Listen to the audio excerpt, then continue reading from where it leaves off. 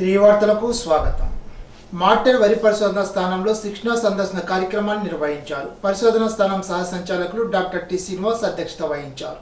గత జూలై నెలలో కురిసిన అధిక వర్షాల వల్ల ముంపునకు గురైన వరి చేలను వ్యవసాయ శాస్త్రవేత్తల బృందం సందర్శించి ఎప్పటికప్పుడు నష్ట నివారణ చర్యలు తెలియజేసినట్లు తెలిపారు. ఎరువులను మోతాదు కన్నా 25% ఎక్కువ వాడాలని అన్నారు. జిల్లా వ్యవసాయాధికారి జెడ్ వెంకటేశ్వరరావు పంటలు, వాతావరణం, రైతుల సమస్యలు తెలిపారు. దెబ్బతిన్న ప్రాంతంలో 80% రాయితీపై స్వల్పకాలిక విత్తనాలు అందించేందుకు చర్యలు తీసుకుంటున్నట్లు తెలిపారు. ప్రధాన శాస్త్రవేత్త డాక్టర్ ఎం గిరిజారాణి స్వర్ణకు ప్రత్యామ్నాయంగా MTU 13-18ని సాగు చేసినట్లు తెలిపారు. CH Srinivas, doctor M Srinivas, doctor V Bhuvaneshwari, doctor N Srinivasarao, Anand Kumar మాట్లాడారు. ఎంవి కృష్ణాజీ సమయకర్తగా వ్యవహరించారు.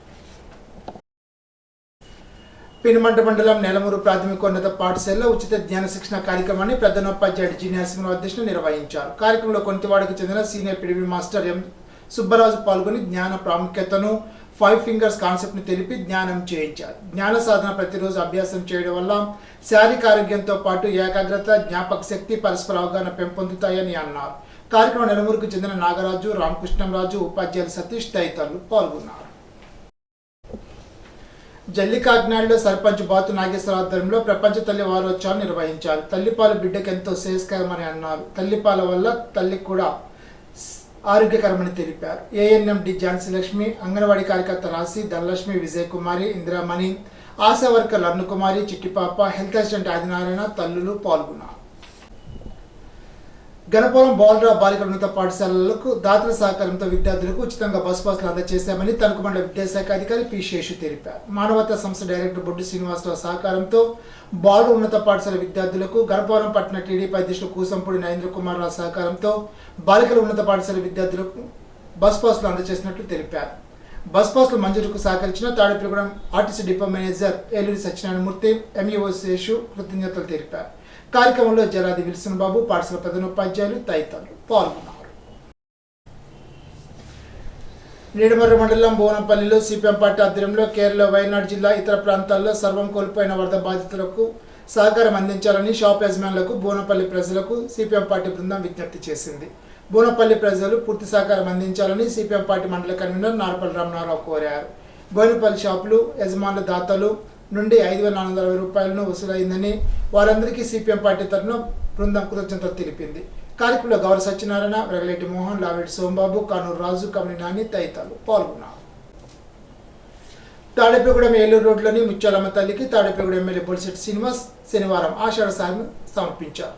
మేళ తాళాలతో వేద మంత్రాల నడుమ ఎమ్మెల్యే సతీ సమేతంగా ఆలయానికి చేరుకుని ప్రత్యేక పూజలు చేశారు. ఈ సందర్భంగా బొలిశెట్టి శ్రీనివాస్ మాట్లాడుతూ ఎంతో నమ్మకమైన ముత్యాలమ్మ వారిని భక్తులందరూ భక్తి శ్రద్ధలతో కొలుస్తారని, భక్తులందరికీ అమ్మ చల్లని ఆశీస్సులు ఉంటాయని పేర్కొన్నారు. కార్యక్రమంలో ముత్యాలమ్మ వారి ఆలయ కమిటీ సభ్యులు, నిర్వాహకులు, కూటమి నాయకులు పాల్గొన్నారు. బొరుసలమ్మ అమ్మవారి ఆశీస్సులు అందరికీ అందాలని, నియోజకవర్గంతో పాటు రాష్ట్ర మొత్తం సుభిక్షంగా ఉండాలని తాడేపల్లిగూడెం ఎమ్మెల్యే బొలిశెట్టి శ్రీనివాస్ ఆకాంక్షించారు. తాడేపల్లి గ్రామ దేవత బొరుసలమ్మ అమ్మవారికి శనివారం ఆయన కుటుంబ సభ్యులతో కలిసి ఆషాఢ సారిని అందించారు. ఈ సందర్భంగా బొలిశెట్టి శ్రీనివాస్ మాట్లాడుతూ గతంలో అమ్మవారికి జాతర చేసిన సందర్భంలో తాను మున్సిపల్ చైర్మన్గా ఉండడం అదృష్టమని, అదే మాదిరిగా తాను ఎమ్మెల్యేగా ఎన్నికైన తర్వాత వచ్చే సంవత్సరం జాతర చేయాలని నిర్ణయించామని తెలిపారు. పట్టణ ప్రజలు కూడా వచ్చే ఏడాది జాతర చేసేందుకు సమాయత్తం కావాలని, పెళ్లిళ్ల వంటి శుభ కార్యక్రమాలు ప్రణాళిక వేసుకోవాలని అన్నారు. ముందుగా ఎమ్మెల్యే బొలిశెట్టి శ్రీనివాస్, సతీమణి అనురాధ, కుమారుడు బొలిశెట్టి రాజేష్ కూటమి నాయకులతో కలిసి అమ్మవారికి ప్రత్యేక పూజలు నిర్వహించారు.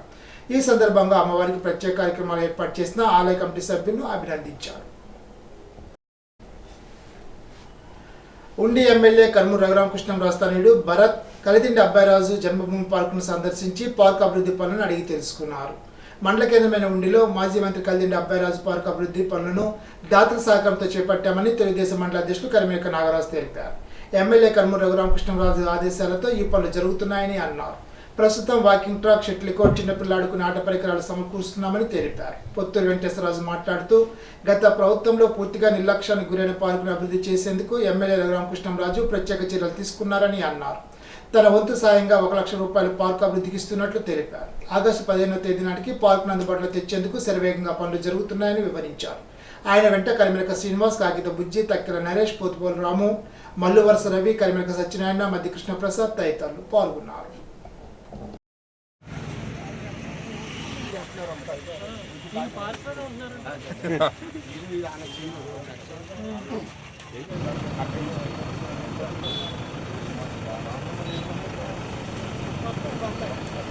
ఈ గ్రామంలోని కలిదిండి అబ్బాయిరాజు జన్మభూమి పార్కులో ఈరోజు మన ఎమ్మెల్యే గారి తనయుడు భర్త గారు రావడం జరిగింది.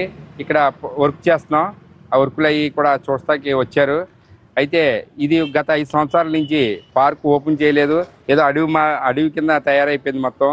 అయితే మొన్న మన ఎమ్మెల్యే రఘు గారు వచ్చారు. వచ్చి చూసి దీన్ని పిల్లలు ఆడుకోవడానికి, పెద్దలు వాకింగ్ వాటికి బాగా పనిచేస్తుంది, మంచి ప్లేస్ ఉంది, ఇది మంచిగా యూటిలైజ్ చేసుకోవచ్చామని చెప్పేసి ఆయన వెంటనే స్పందించి దీన్ని బాగా చేయమని చెప్పారు. దాతల సహకారంతో చేయండి, ఏమైనా ఉంటే కనుక నా దృష్టి కూడా తీసుకొస్తే నేను కూడా సహకరించి చేద్దామని చెప్పి అన్నారు. దాని నుంచి కూడా ఒక 20 రోజుల నుంచి వర్క్ చేస్తున్నాం.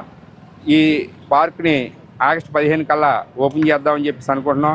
మెయిన్గా దీనికి వాకింగ్ ట్రాక్ ఒకటి, తర్వాత మొక్కలు ఒకటి, తర్వాత ఈ క్రికెట్ షటిల్ ఇవన్నీ కూడా అరేంజ్ చేద్దామని చెప్పేసి దాసుల్ని సహకరించమని అడిగాం. ప్రతి ఒక్కరు కూడా మంచి పనికి చాలా ఎదురుకొచ్చి ఇవన్నీ కూడా చేద్దామని చెప్పి గ్రామస్తులు కూడా మంచిగా స్పందించారు. ఉండి గ్రామంలోని అబ్బాయిరాజు గారి పార్కు, జన్మభూమిలోని అబ్బాయిరాజు గారు ఉండి నడిమొడ్డిని, అలాగే పంట కాలువ పక్కనే ఆర్ఎంబి రోడ్డు పక్కనే పార్కు తయారు చేశారు. దాన్ని గత 5 సంవత్సరాల నుంచి కూడా ఈ వైఎస్ఆర్ ప్రభుత్వం నిర్లక్ష్యం చేసి ఏ రకంగానే కూడా దాన్ని పార్కు కింద కాకుండా వాళ్ళ సొంత ప్రయోజనాలకే ఉపయోగించుకుని అనేక రకాలుగా కూడా ఇక్కడ పాడు చేసేసారు. మా ఉండి నియోజకవర్గానికి అదృష్టం రఘురామకృష్ణరాజు గారు. అటువంటి ఎమ్మెల్యే ఉండి నియోజకవర్గానికి వస్తాం. ఉండి నియోజకవర్గం ప్రజల అదృష్టం. ప్రపంచ అవయవ అవగాహన దినోత్సవాన్ని పురస్కరించుకొని ఉండి మండలం కలిసిపూడి ప్రాథమిక పాఠశాలలో విద్యార్థులకు అవగాహన కల్పించే కార్యక్రమాన్ని నిర్వహించారు. ఈ సందర్భంగా జరిగిన సభకు పాఠశాల ప్రధానోపాధ్యాయుని మునురు సుధారాన్ని అధ్యక్షత వహించారు. సంస్థ అధ్యక్ష కార్యదర్శులు పెనుమిచ్చి రామకృష్ణంరాజు, గాదిరాజు రంగరాజులు మాట్లాడుతూ అవయవ దానంపై చాలా మందికి అవగాహన లేదని అన్నారు. ప్రభుత్వం, స్వచ్ఛంద సంస్థలు దీనిపై విస్తృతంగా అవగాహన కల్పించాలని అన్నారు. విద్యార్థి దశ నుంచే ఈ కార్యక్రమాన్ని చేస్తే మంచిదని తెలిపారు. కార్యక్రమంలో చైర్మన్ దంగేటి రామలింగేశ్వరరావు, విద్యార్థుల తల్లిదండ్రులు, విద్యార్థులు పాల్గొన్నారు.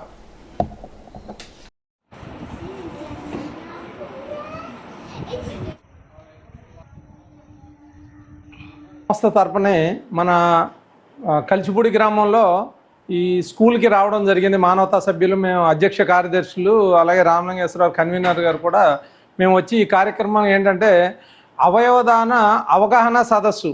అది ఏంటంటే పిల్లల్లో చిన్నప్పటి నుంచి కూడా వాళ్ళకి అవగాహన తీసుకుని వచ్చినట్టయితే బాగుంటుందనే ఉద్దేశంతో మేము ఈ రోజున ఈ కార్యక్రమం ఈ స్కూల్ పిల్లలకి అంటే చిన్నప్పటి నుంచి వాళ్ళకి అవగాహన తెలియడం కోసం ఈ రోజున ఈ కార్యక్రమం ఇక్కడ పెట్టడం జరిగింది. సడన్గా చనిపోతూ ఉంటారు. అవి కానీ ఈ పిల్లల్లో అవగాహన తీసుకొచ్చి తల్లిదండ్రులు వాళ్ళు కూడా పెద్దవాళ్ళకి చెప్పినట్లయితే ఏదైనా ఇన్సిడెంట్ జరిగినప్పుడు, చనిపోయినప్పుడు ఆ అవయవ దానాలు చేస్తుంటే మరొక వ్యక్తికి, ఇప్పుడు కళ్ళదానం, కళ్ళు ఉన్నాయి, ఆ కళ్ళు మనం అనుకోకుండా చనిపోయినప్పుడు ఆ కళ్ళు కానీ మనం ముందుగానే దానం చేసినట్టు మనం ఒక సర్టిఫికేట్ ఇవ్వాల్సి వస్తుంది. ఆ సర్టిఫికేట్ ఇచ్చినట్లయితే దానికి సంబంధించినటువంటి మనం సర్టిఫికేట్ ఇచ్చిన తర్వాత హాస్పిటల్ నుంచి డాక్టర్లు వచ్చి మన కళ్ళు దానం తీసుకుంటారా. అది వేరే వ్యక్తికి ఇచ్చినట్లయితే మళ్ళీ ఇంకొక పునర్జన్మ మనిషి లేకపోయినా ఆ కళ్ళు వేరే వ్యక్తికి కనిపించి మనం కూడా నిజంగా జీవించినట్టే అనిపిస్తుంది. అంచేత ఈ అవగాహన సదస్సు కింద నుంచి పిల్లల్లోంచి రావాలనే ఉద్దేశంతో మేము ఈ రోజున మానవతా స్వచ్ఛంద సంస్థ తరపునటువంటి ఈ కార్యక్రమం చేయడం జరిగింది. ఎలమంచిలి మండలం అబ్బిరాజుపాలెం వరద ముంపు గ్రామాల్లో పశుదానాను రాష్ట్ర జనవరుల శాఖ మంత్రి నిమ్మల రామానాయుడు రైతులకు పంపిణీ చేశారు. ఈ సందర్భంగా వరద బాధితులతో పాటు రైతులను పలకరించారు. ఎన్డీఏ ప్రభుత్వం అండగా ఉంటుందని భరోసా ఇచ్చారు. జగన్ 5 ఏళ్ల పాలనలో రాష్ట్రాన్ని అన్ని విధాల అప్పుల పాలు చేశాడని స్వయంగా FCI/FCD తాజా నివేదిక వెల్లడించిందని తెలిపారు.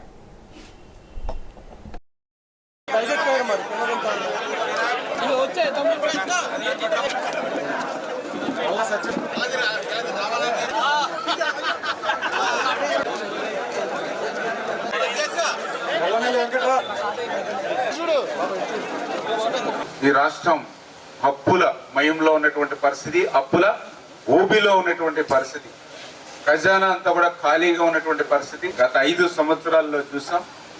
ఈ రాష్ట్రం అప్పుల్లో ఉందని నేను చెప్పడం కాదు, ఏదైతే నిన్ననే చాలా క్లియర్గా NIPFC వాళ్ళే చెప్పడం జరిగింది, ఏదైతే national institute of public finance and policy వాళ్ళే నిన్న చెప్పారు.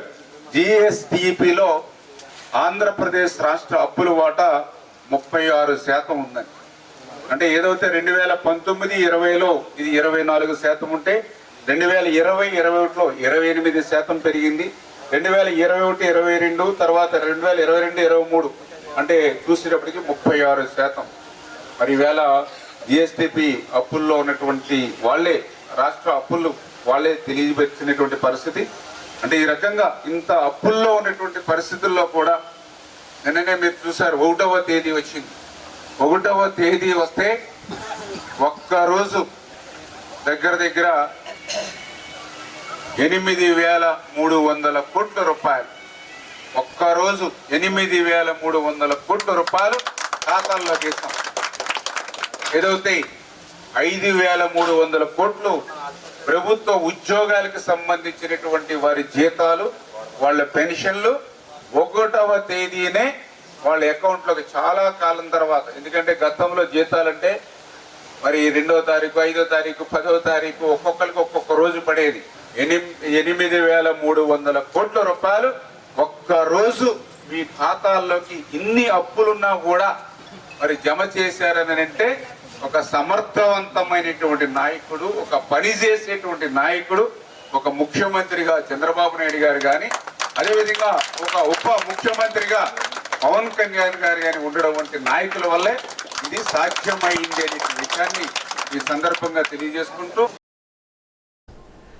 విద్యార్థులు లక్ష్యాన్ని నిర్దేశించుకొని ఇష్టపడి చదివితే ఉన్నత స్థానంలో నిలుస్తారని రాష్ట్ర జనవరుల శాఖ మంత్రి నిమ్మల రామానాయుడు తెలిపారు. ఆయన పాలకొల్లులో శ్రీ దాసనారాయణరావు ప్రభుత్వ మహిళా డిగ్రీ కళాశాలలో జరిగిన 42వ వార్షికోత్సవ వేడుకల్లో పాల్గొని మాట్లాడారు. ఆనాడు చదువుకి ఎన్ని ఇబ్బందులు పడినా ప్రపంచవ్యాప్తంగా చేతిలో గొప్ప వ్యక్తులుగా నిలిచిన డాక్టర్ బిఆర్ అంబేద్కర్, అబ్దుల్ కలాం వంటి ఎందరినో ఆదర్శంగా తీసుకోవాలని అన్నారు. కళాశాల నాకు గుర్తింపు పొందడం పట్ల కళాశాల అధ్యాపకులను, అధ్యాపకుల సిబ్బందిని మంత్రి రామానాయుడు అభినందించారు. It is a milestone.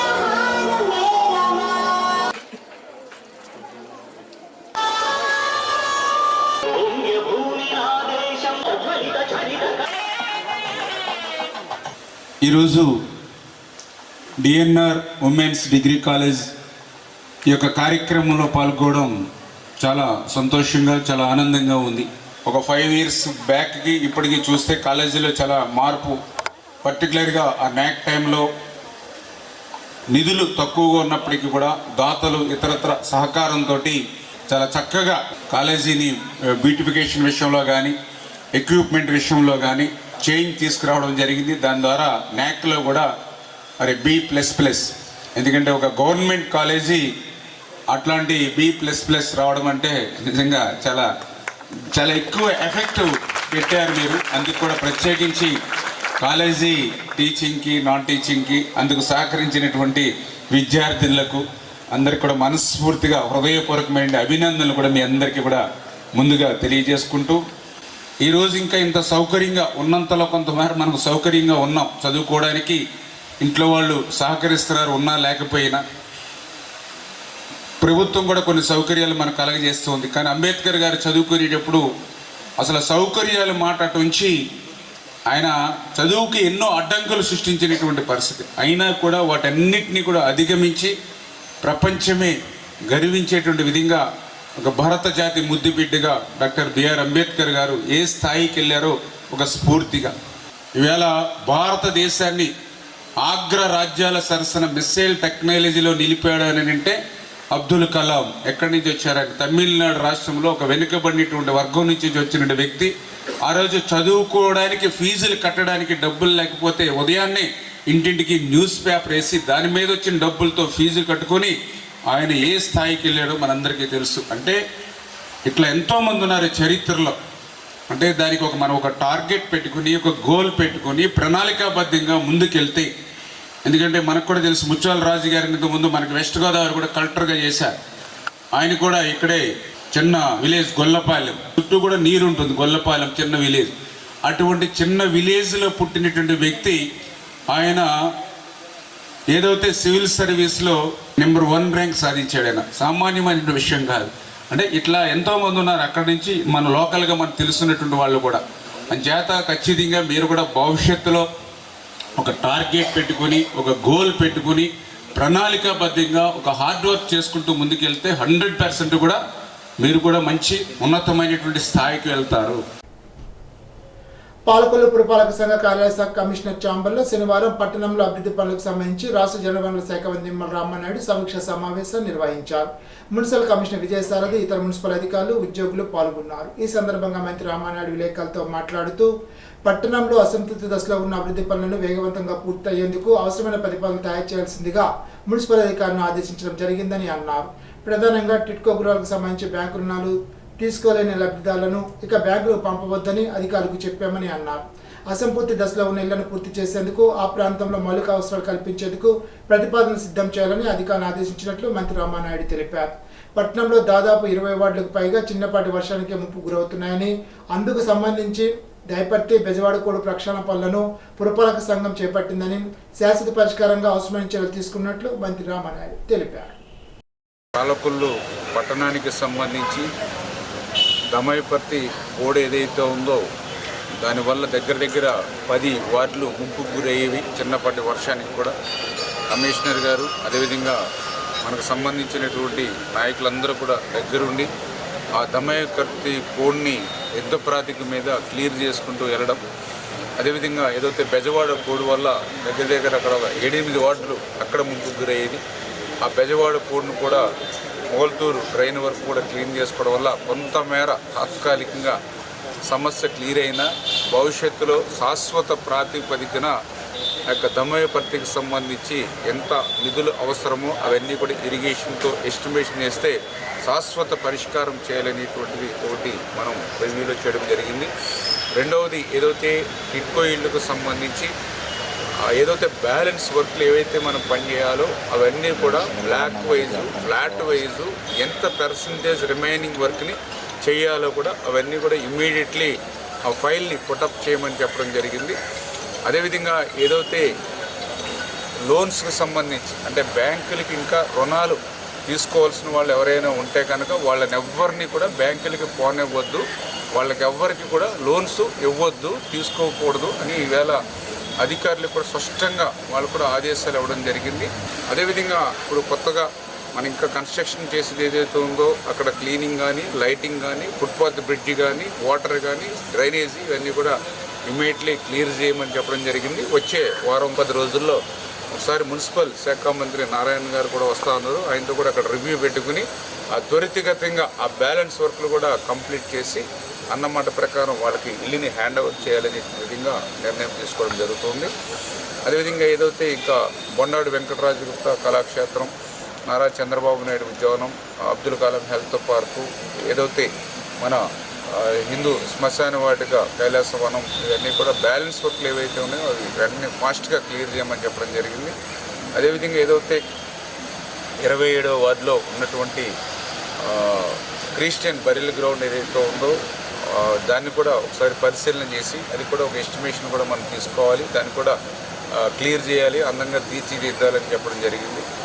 అదేవిధంగా 18వ వార్డులో బాబు జగజ్జీవన్ రావు కమ్యూనిటీ హాల్కి సంబంధించి అక్కడ కూడా స్థల సేకరణ విషయంలో కూడా చొరవ చూపమని చెప్పేసి కూడా అధికారులకు చెప్పడం జరిగింది.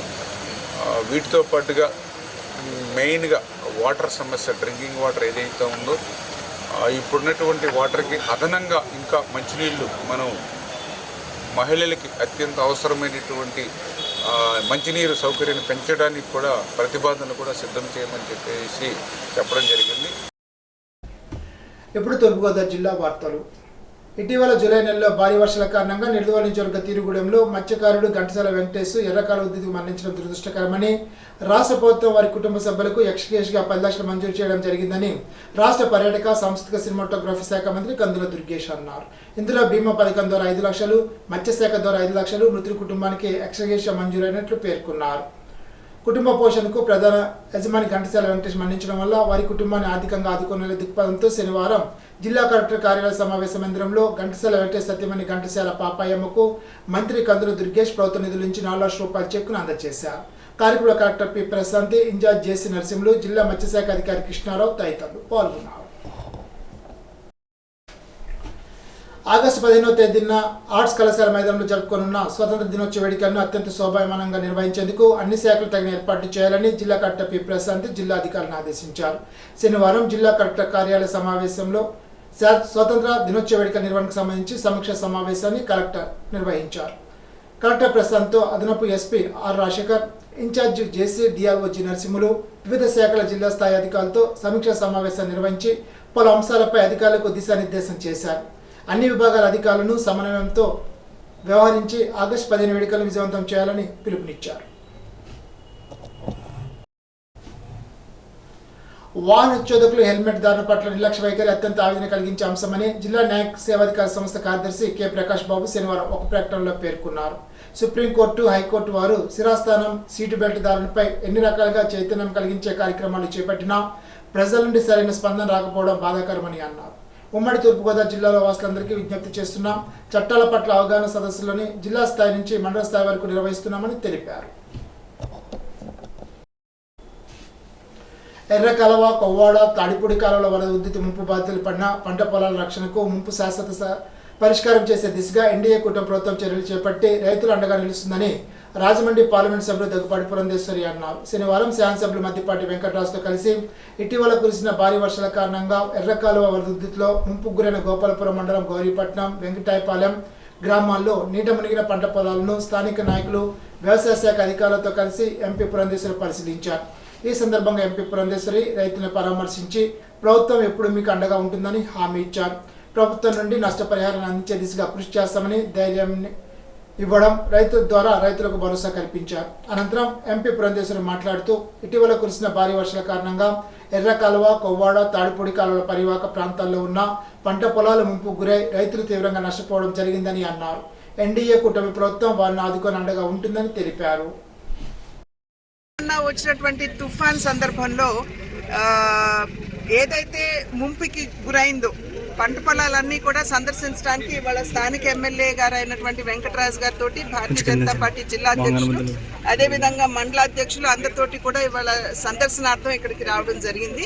ఏడీ గారు కూడా ఇక్కడే ఉన్నారు. వారితో విషయాలన్నీ కూడా చర్చించడం జరిగింది.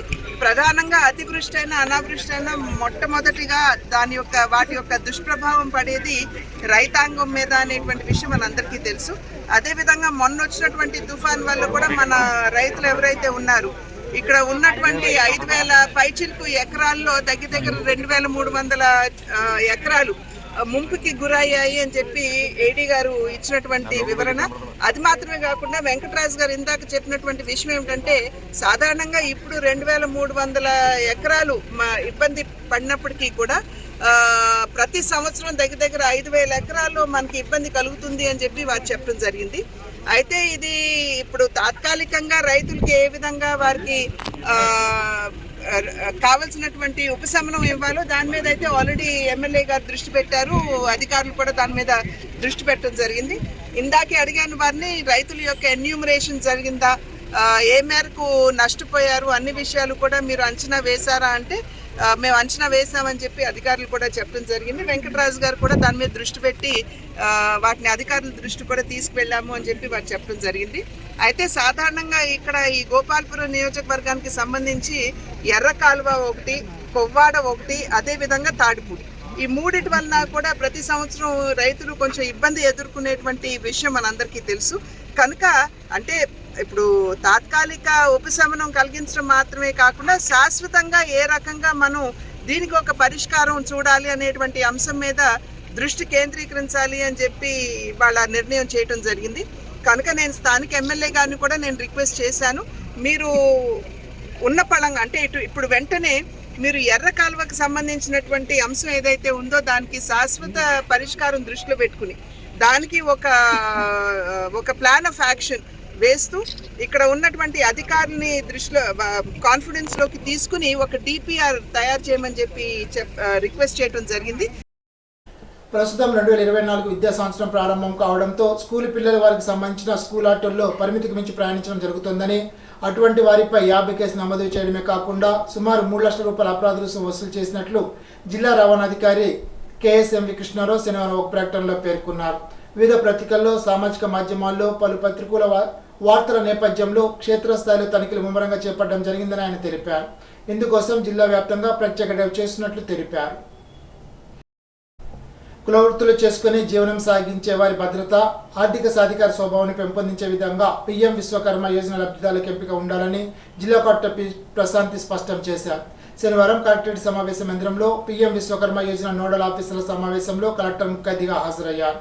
ఈ సందర్భంగా కలెక్టర్ పి ప్రశాంతి మాట్లాడుతూ స్థానిక సంస్థల ఆధ్వర్యంలో కులవృత్తులు చేసుకునే వర్గాల వారి ఆర్థిక సాధికారత పెంపొందించే దిశగా పీఎం విశ్వకర్మ యోజన లబ్ధిదారుల ఎంపిక చేపట్టాల్సి ఉందని అన్నారు. గ్రామ స్థాయిలో జిల్లా గ్రామ పంచాయతీ అధికారి, మున్సిపాలిటీ స్థాయిలో మున్సిపల్ కమిషనర్లు క్షేత్రస్థాయిలో సర్వే చేపట్టి అటువంటి వారిని గుర్తించి పేర్లు నమోదు చేయాలని అన్నారు. ఇప్పుడు ఏలూరు జిల్లా వార్తలు.